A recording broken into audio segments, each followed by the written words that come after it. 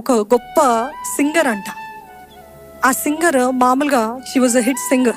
కానీ ఒకానొకసారి ఒక పెద్ద విషాదం జరిగింది, యాక్సిడెంట్ అయింది. She was unable to walk, she was unable to move, she was bed ridden. అట్లాంటి పరిస్థితుల్లో ఆ బెడ్లో ఉన్నప్పుడే పాట రాసింది. సెట్ అయిన తర్వాత రిలీజ్ చేసింది. ముందున్న వాటన్ని హిట్స్ కంటే ఆ పాట పెద్ద హిట్ అయిందంట. ఎందుకు అనంటే ఆ బాధలో ఉన్నప్పుడు తన అనుభవం, తన బాధ, తన శ్రమ అంతా కూడా రాసింది.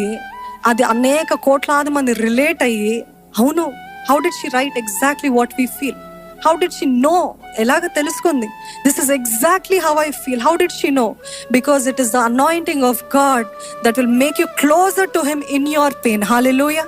అభిషేకము, దేవుని అభిషేకము మన శ్రమలో ఉన్నప్పుడు బలముగా ఉంటుందండి. ఎందుకు? మనం దేవునికి దగ్గరగా ఉంటాం కాబట్టి.